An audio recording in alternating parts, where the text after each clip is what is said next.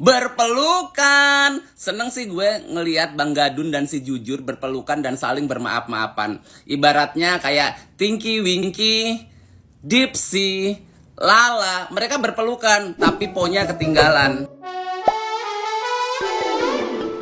Mola netizen yang tercinta, pertemuan Ajuju dengan pemilik warung Yakobsa Bang Madun akhirnya terjadi. Setelah mengalami perseteruan panjang karena review jujur, Ajuju dan Bang Madun sudah berdamai. Namun di balik perdamaian Ajuju dan Bang Madun menyeret Kode Blue. Sosok Kode Blue ikut terlibat dalam momen perdamaian Ajuju dan Bang Madun. Hal itu terungkap dalam unggahan Ajuju di Instagram @makanlur. Ia mengunggah potret bersama Bang Madun dan Kode Blue. Potret mereka bertiga dipamerkan Ajuju setelah bertemu dengan Bang Madun. Tidak ingin melewatkan momen perdamaian, Ajuju mengabadikan di media sosialnya. Walaupun hanya foto editan, Ajuju bangga dengan foto yang dipamerkannya. Bahkan unggahannya diposting ulang oleh Kode Blue dan Bang Madun. Di balik itu, wajah Farida Nurhan sama sekali tidak dipamerkan Ajuju. Padahal Farida Nurhan sempat memberikan nasihat ketika masalah viral. Ajuju sengaja membuat editan foto tanpa wajah Farida Nurhan. Ia keburu kesal dengan Farida Nurhan yang membuat masalah semakin panjang. Ya, Farida Nurhan menyinggung Kode Blue sehingga persoalan review jujur berbuntut panjang. Bahkan kini Farida Nurhan harus menempuh jalur hukum setelah dilaporkan Kode Blue. Bukan hanya tidak menampilkan wajah Farida Nurhan, Ajuju juga menyinggung perkataan Farida Nurhan. Ia menuliskan ulang ucapan Farida Nurhan ketika menguliti Kode Blue. Foto tersebut dijadikan gambar pada baju yang dipakai Ajuju ketika bertemu dengan Bang Madun. Ia tidak ingin membuang masa-masa perdamaian dengan Bang Madun. Bahkan diakui Ajuju, momen perdamaian dengan Bang Madun sebagai hal yang spesial. Pasalnya, ia bisa melalui masalah review jujur tanpa perseteruan yang panjang. Sementara Farida Nurhan dan Kode Blue masih terikat masalah, bahkan masuk ke ranah hukum. Kode Blue tidak gentar menghadapi Farida Nurhan setelah merasa dihina dan difitnah. Ia menginginkan Farida Nurhan mempertanggungjawabkan perkataan yang sudah diucapkan. Nah, gimana nih menurut netizen yang maha benar? Silahkan berkomentar ya. Oh, so sweet. Indahnya perdamaian. Tapi kok... Tunggu. Kemana? Kemana si paling cantik itu? Kemana dia? Kemana si paling cantik? Kamu kemana? Ada apa nih? Ada apa nih? Emang boleh sedamai ini? Emang boleh Tinky Winky sama Lala pelukan? Kurang satu. Puh. Di mana kau, Puh? Apa? Di pojokan? Smedi. Sabar ya. Lo nggak diajak. Berpelukan. Seneng sih gue ngelihat Bang Gadun dan si Jujur berpelukan dan saling bermaaf-maafan. Ibaratnya kayak Tinky Winky, Dipsy, Lala. Mereka berpelukan tapi Po-nya ketinggalan. Usut punya usut, ternyata si Po masih berdiri di seberang jalan. Bukannya si Po nggak diajak untuk berpelukan, ternyata si Po masih ogah-ogahan. Dari sini kita belajar, yang namanya emosi itu sesuatu yang wajar. Tapi kalau kita mau mawas diri dan mengambil pelajaran, hal yang buruk pun akan mendatangkan kebaikan.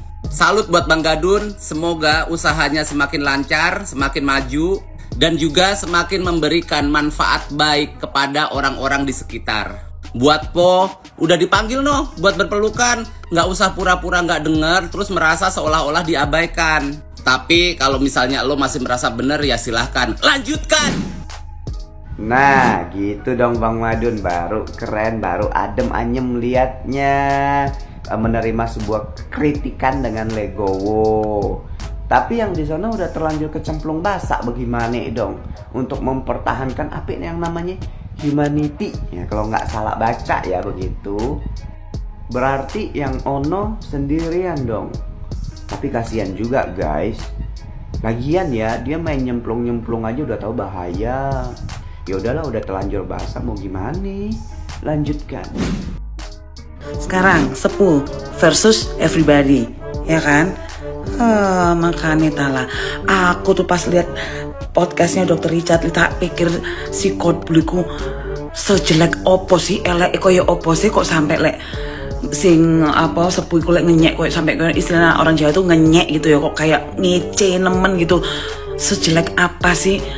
Lawang yo normal-normal saja, matanya 2, hidungnya 1, gak ada yang apa gimana gitu. Walaupun apapun itu kan juga sebenarnya nggak boleh lah tetap body shaming itu kan ya. Lagian itu tadi loh, hubungannya ku opo ngono loh, kamu tuh gak diajak ya Allah. Wis saiki kapok dewean ya. Sendirian kan sekarang ya. Sama pengacaranya sih. Ya udahlah. Yang jelas kita udah lihat semua, pasti udah pada lihat kan ya podcastnya Code Blue sama Dr. Richard Lee, podcastnya Code Blue sama Denso barusan. Ikut seneng, aku sebenarnya ikut seneng juga sih ngelihat Juju, mereka semua itu sudah berdamai gitu. Seneng sih ngelihatnya ya. Ya kalau lihat Bang Madun kasihan juga sih, orang tuh sebenarnya kayaknya memang polos gitu ya guys ya, dan pemikirannya emang pemikiran old school gitu kan. Jadi harap maklum aja. Dan ternyata benar kan yang bikin dia ngamuk itu karena memang lagi capek-capeknya ditanya begitu, lagi apa ya, pokoknya pas muntap-muntape sumpek-sumpeknya ditakoni ambe iku Jose sing mau jalan kayak kompor iku ya kan gitu. Tapi udahlah sekarang udah alhamdulillah, kecuali yang satu itu. Lalu ternyata ada babak baru dong. Itu ngapain mamanya Rosa itu speak up di opo maneh. Kalian lihat gak sih gesturnya si Code Blue ke si bininya tuh, ke si ceweknya itu? Ngeliat gak gesturnya? Yang tak lihat terus si Code Blue-nya malah kayak bucin ya kan. Dia kelihatan sayang banget gitu loh, sepengelihatanku loh ya. Jadi si Code Blue walaupun sebarbar itu kalau lagi review, tapi dia kelihatan banget kalau family man gitu. Kelihatan penyayang gitu loh. Penyayang khususnya ke bininya gitu. Jadi tante wis telah gak usah khawatir tuh, wong anak tanteku lo aman, jaya, sentosa. Sepertinya semoga memang beneran seperti itu ya. Gitu loh. Ngapain juga di up hanya membagi aib keluarga di medsos untuk apa gitu. Kadang-kadang mungkin dia, aku paham namanya ibu, mungkin dia jengkel sama si cowoknya ya, tapi dia lupa bahwa di situ ada anak kandungnya yang juga keseret-seret dan dipermalukan gitulah, ya kan? Ya udahlah, semoga ini bisa diselesaikan secara kekeluargaan. Kalau urusan pribadi gini, skip aja guys, nggak melok ngelakoni kok, ya kan? Nggak pernah tahu yang sebenarnya. Semoga bisa diselesaikan secara kekeluargaan seperti apa yang si Code Blue bilang tadi itu. Masalah keluarga diselesaikan secara kekeluargaan, bukan untuk konsumsi publik gitu. Ya guys, buat sepuh, aku cuma mau bilang pura-pura bahagia itu memang susah say, tapi semangat, kamu pasti bisa. Oke? Sarang beo. Satu lagi. Lah ternyata Scott Blue gitu ngobrol gitu ya, ternyata sering ya pakai vocab bahasa Inggris ya secara S2 gitu ya. Dan dia tuh juga sering loh pakai kosakata vocab which is gitu tuh sering loh. Tapi apa yo, Scott Blue sih ngomong kok iso pantes ngono yo. Heh? Ya enggak sih? Buat si Mbak yang paling tahu F&B, saya sebagai pastry student yang sudah memiliki sertifikat City and Guild dan advance diploma ya. Coba di search City and Guild apa, ntar nggak tahu asal ini saya lagi, semoga nggak deh ya. Setidaknya dengan standar City and Guild saya, Mbak bisa tahu kalau saya tuh ngomong nggak asal ngomong doang ya. Tahu nggak Michelin Star, atau nggak minimal pernah denger deh Michelin Star tuh apa. Sekadar info, kalau misalnya restoran yang sudah bisa mendapatkan Michelin Star itu berarti gak main-main. Kalau saya nggak boleh bawa Michelin Star, kenapa? Soalnya kan kalau Michelin Star itu nggak harus cuma restoran yang bintang 5, kaki 5 juga dapet kan Michelin Star. Pernah nggak keluar negeri? Gimana sih kalau cara mendapatkan Michelin Star itu? Pertama, nggak gampang ngedapetin Michelin Star itu ya. Kedua, standarisasi dan konsistensi itu penting dan wajib ketika membuka bisnis F&B dimanapun itu. Terus kalau misalnya mau ngedapetin Michelin Star itu, restorannya harus direview sama chef gitu, chef yang terkenal gitu, yang nyentrik, yang kita tahu nih siapa. Michelin itu ada agen untuk inspeksi dan anonim. Jadi orang tuh gak bakal tahu dia lagi nge-review itu makanan, itu restoran. Jadi kalau misalnya dibilang yang bisa ngeritik makanan atau restoran cuman chef-chef ternama doang ya, malu. minimal belajar dulu deh ya dari historinya dari Michelin Star ya. Belajar dulu di Google banyak ya. Saya nggak usah bawa-bawa deh City and Guild saya atau sekolah saya daripada saya sombong ya kan. Dan masukan juga buat yang memiliki bisnis di bidang F&B ya. Kalian harus bisa menerima kritikan dari customer. Kenapa? Kalian itu ya jantungnya tuh dari customer. Kalau misalnya kalian memiliki restoran, mau kecil mau besar, kalau customer kalian nggak suka, dengerin dan lakukan perubahan ya. Jangan malah nyerang balik lah, pencemaran nama baik lah, apalah, itu bagus buat kalian.